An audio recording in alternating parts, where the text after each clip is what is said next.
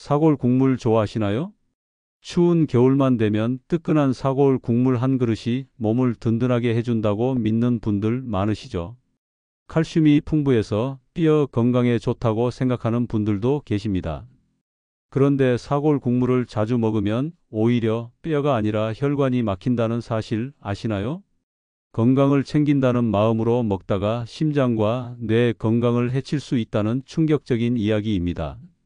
광주에 사는 76살 최영호 씨. 겨울만 되면 아내가 푹 고운 사골 국물을 큰 냄비에 끓여 식탁에 올렸습니다. 최 씨는 뼈에 좋다는 말을 믿고 매일 한두 그릇씩 챙겨 먹었습니다. 그런데 최근 가슴이 답답하고 숨이 차는 증상이 심해져 병원을 찾았습니다. 검사 결과 혈관에 기름때가 끼듯 콜레스테롤이 쌓여 협심증 초기 단계라는 진단을 받았습니다. 의사는 사골 국물의 지방과 콜레스테롤이 원인 중 하나라고 설명했습니다.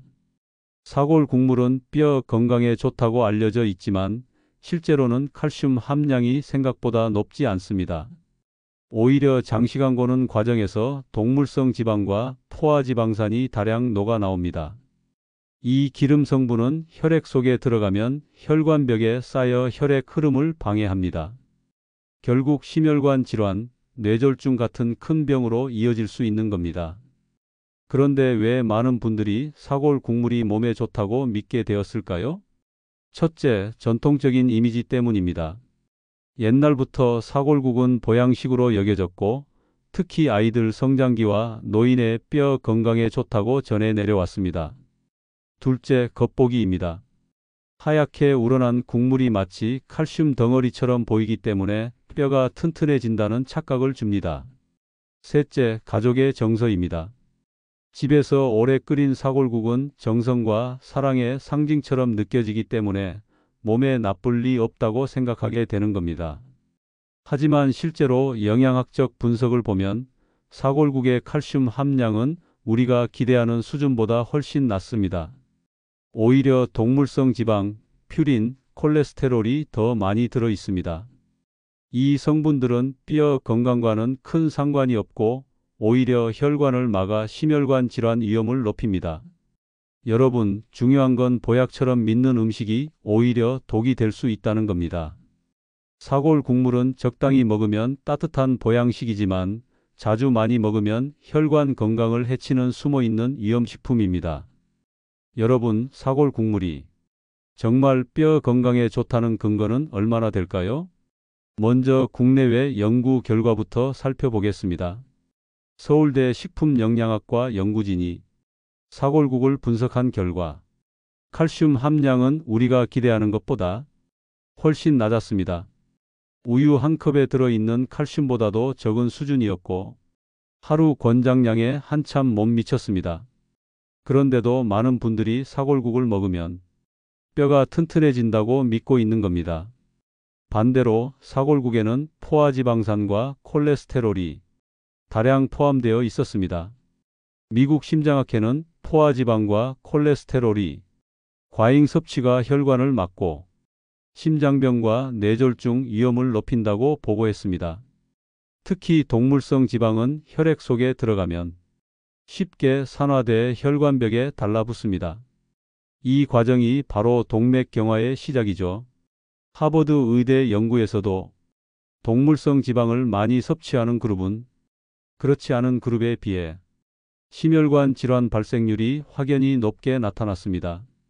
즉, 사골국을 자주 먹으면 칼슘은 얻지 못하고 오히려 혈관에 기름을 채워 넣는 꼴이 되는 겁니다. 그렇다면 왜 우리 생활 속에서 사골국이 위험할 수 있을까요?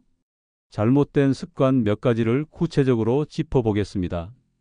첫째, 사골국을 매일 먹는 습관입니다.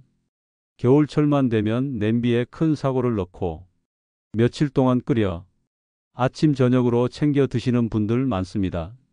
하지만 이렇게 자주 먹으면 지방과 콜레스테롤이 쌓여 혈관이 점점 좁아집니다.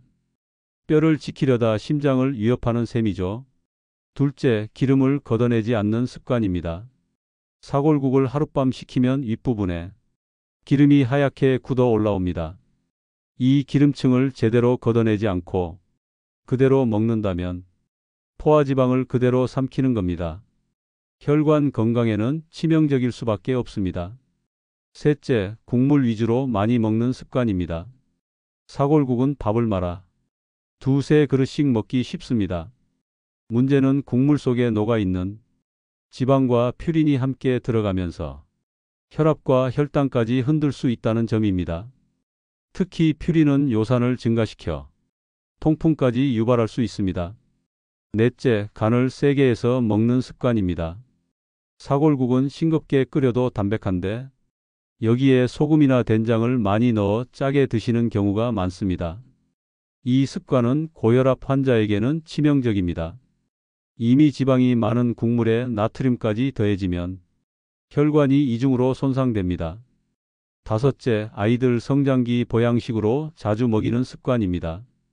많은 부모님들이 키 크라고 사골국을 챙겨주지만 실제로 칼슘은 부족하고 지방만 많은 음식입니다. 오히려 비만과 성인병 위험을 높일 수 있습니다. 여섯째, 고기를 함께 곁들이는 습관입니다. 사골국과 갈비, 사골국과 고기를 함께 먹는 경우가 흔합니다. 이렇게 되면 지방과 콜레스테롤은 폭발적으로 늘어나 혈관 건강을 더욱 악화시킵니다. 여러분, 여기서 꼭 기억해야 할 사실이 있습니다. 사골국은 뼈 건강에 좋은 음식이 아니라는 점입니다. 칼슘은 생각보다 적고 오히려 혈관을 막는 성분이 많습니다. 따라서 잘못된 습관으로 자주 먹으면 뇌졸중, 협심증, 심근경색 같은 치명적인 질환으로 이어질 수 있습니다. 여러분, 그렇다면 사골 국물을 완전히 끊어야 할까요? 꼭 그렇지는 않습니다. 사골국은 따뜻한 위안이 되는 음식이고 적당히 즐기면 큰 문제가 되지 않습니다. 문제는 자주 많이 기름을 걷지 않고 먹는 습관에 있습니다. 첫째, 기름을 반드시 걷어내세요. 사골국을 끓인 뒤 식혀보면 위에 기름층이 하얗게 굳어 있습니다.